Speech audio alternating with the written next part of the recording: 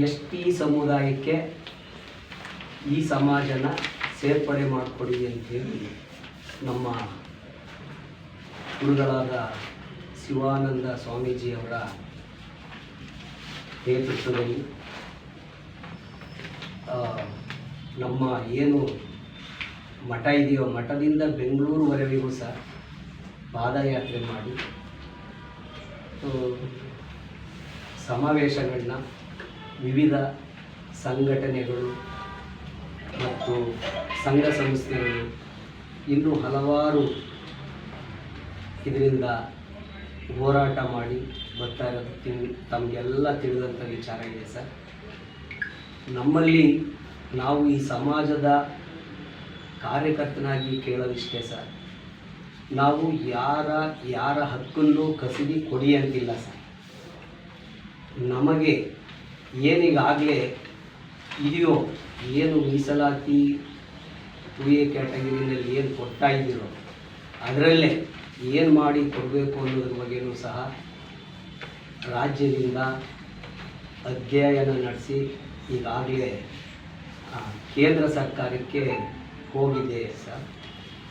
ಅದರ ಬಗ್ಗೆ ಸನ್ಮಾನ್ಯ ಪ್ರಹ್ಲಾದ್ ಜೋಶಿ ಸಾಹೇಬರು ಸಹ ಒಂದು ಸಂದರ್ಭದಲ್ಲಿ ಇದನ್ನು ನಾವು ಗಮನಿಸಿ ಇದನ್ನು ಏನೇ ಕಷ್ಟ ಆದರೂ ಮಾಡೋಣ ಅಂತೇಳಿ ಹೇಳಿದ್ದಾರೆ ಸರ್.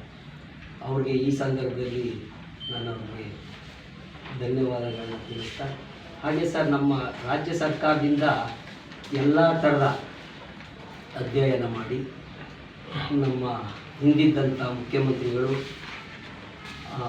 ಸರ್ಕಾರಕ್ಕೆ ಕಳಿಸ್ಕೊಟ್ಟಿದ್ದಾರೆ ಸರ್. ಆದರೆ ಸರ್ಕಾರದಲ್ಲಿ ಕೆಲವು ಸುಪ್ರೀಂ ಕೋರ್ಟ್ನ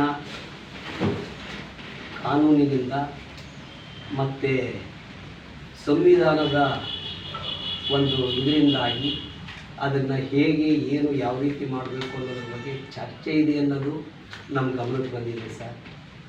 ಈ ಒಂದು ಚರ್ಚೆ ತಮ್ಮ ಮೂಲಕ ಈಗ ನಮ್ಮಲ್ಲಿ ಏನಾಗಿದೆ ಅಂತ ಹೇಳಿದ್ರೆ ಸರ್, ಎಲ್ಲ ತಾಲೂಕು ಜಿಲ್ಲೆ ರಾಜ್ಯ ಮಟ್ಟದಲ್ಲಿ ಸರ್ ಪ್ರತಿಯೊಬ್ಬರೂ ಹಿಂಗೆ ಇದು ಮೊದಲನೇ ಹೆಜ್ಜೆ ಸರ್. ಹುಣಸೂರಿನಿಂದ ಈಗಾಗಲೇ ಸಾಕಷ್ಟು ಹಲವಾರು ಬಾರಿ ನಡೆದಿದೆ ಸರ್.